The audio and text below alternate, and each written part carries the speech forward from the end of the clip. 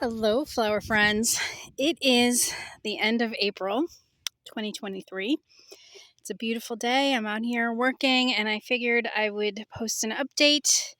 If you haven't figured it out already, I do these for the public so that you can know, what's going on in the garden and troubleshoot when it's time to troubleshoot and get some inspiration and ideas.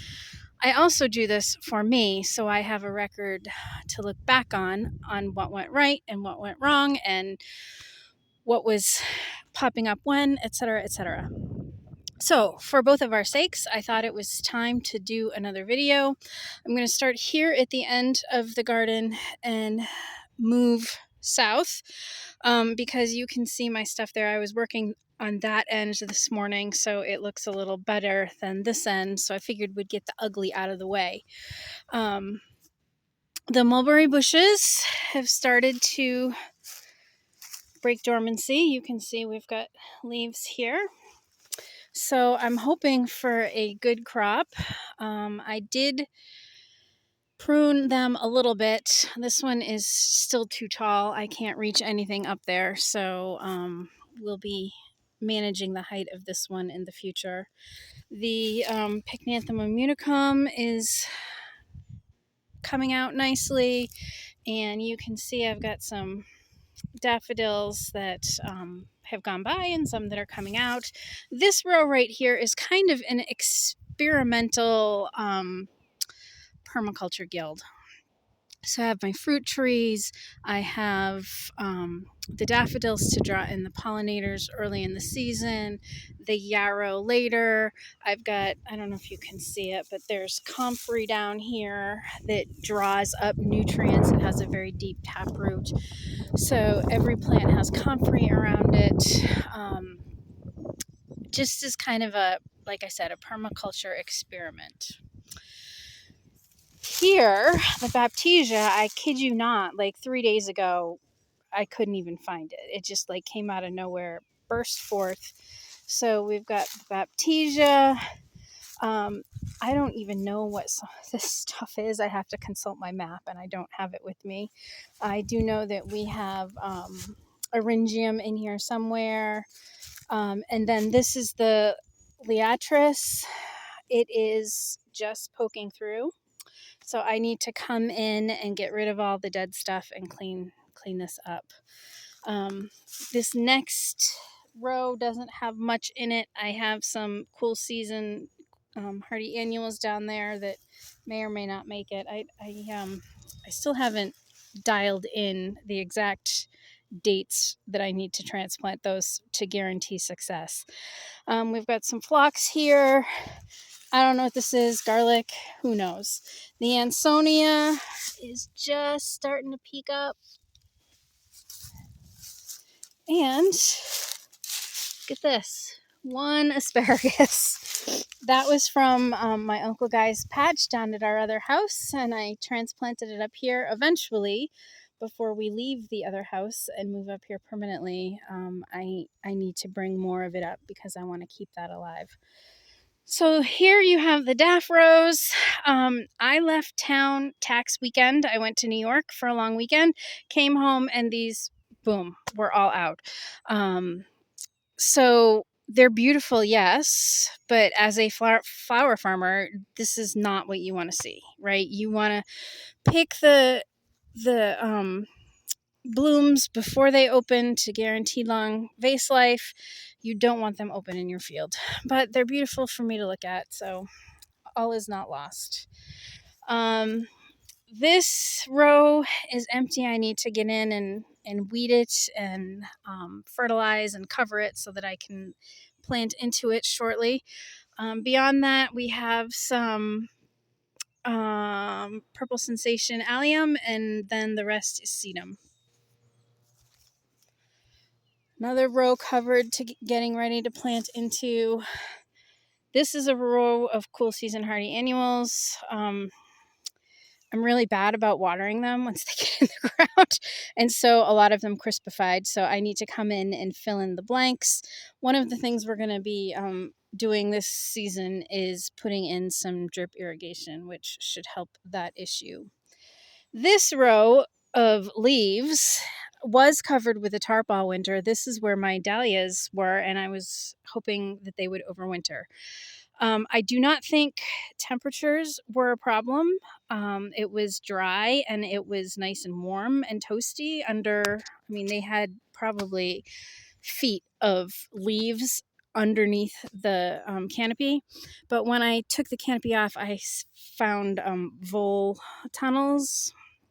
So I think the voles probably got to my tubers. I'm not giving up hope. I'm going to wait and see what happens. One of these days, I'm going to rake off all the leaves and see if any poke through. If not, no big deal. There was nothing in the ground that I was going to be sad to lose. More rows here that need to be tackled and planted into with the warm season stuff.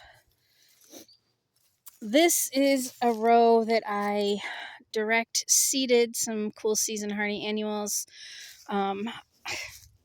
Really good at growing dandelions. You can just barely see some of them have popped through the agrostemma here. So I'm going to have to come through and thin them. And then these rows were where I did a lot of the cool season hardy annuals last year, and some of them actually reseeded. So that big green patch down there is Bupleurum. I've got others that have reseeded. Some are from the same family, so I'm not exactly sure what they are. I'm going to have to wait until they bloom to figure that out, but that's okay.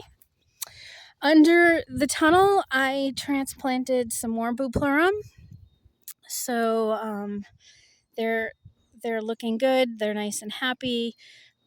This is the one day on the 10-day that didn't have rain scheduled, so they're going to get plenty of water. I'm not worried about them. These two rows, I think, are going to be tomatoes and dahlias. Of course, it's not time to plant those yet. This is a row of perennials. This was actually the very first row that I planted in the garden when we took this over in 2018. I had to go through and pull up some of the Artemisia today because it was growing into the aisles, and I am going to be pretty mean about ripping out plants that grow in the aisles. I have been soft-hearted in the past and regretted it in about July and August. So the paths are for walking, not growing. But again, you can see these daffs were my Aunt Audrey's. They were not meant for commercial purposes, so I kind of just threw them in the ground between perennials. So by the time the perennials are up and doing their thing, the daffodils will be long gone. But we've got some mums, we've got some daisies. I need to rip the violets out. I just didn't have the heart right now because there isn't a lot besides the daffodils for the bees. So we're going to leave those for a little bit, but they will come out. We've got some black-eyed Susans coming up, some phlox. In here, I have some bulbs of various things that I have purchased from Aldi's, of all places. I couldn't resist, so I wanted to see how they would do, and some of them are popping up, so all is not lost. We've got my aunt's irises here. Some of them are my Aunt Marianne's, some of them are my Aunt Audrey's. I'm working on finding other homes for them because I need this row back for growing spaces, and I believe I've got echinacea in here. And then these were my Aunt Marianne's daylilies. So they are eventually coming out and going into other places so that the entire space here can be for production. Daylilies and irises are not great for cut flowers, so I don't want them here. Again, we have more daffodils in between echinacea. So the echinacea should be coming out soon. I plopped the daffs there because I literally had no idea what else to do with them last fall. This is a row of cool season hardy annuals that did better transplanting. they're not looking fantastic, but they're going to be fine as soon as the weather decides what it wants to do. We had a 90 degree or 80 something degree spell in April, which was unusual, and these guys did not like that. Under here, we have some more transplants. I will unveil them at some point. I'm not taking the rocks off now. And then here is another row of cool season hardy annuals that didn't do great. I need to come in and fill in the empty spots here. This is year 3, still learning. But I've got a really good feeling about this season.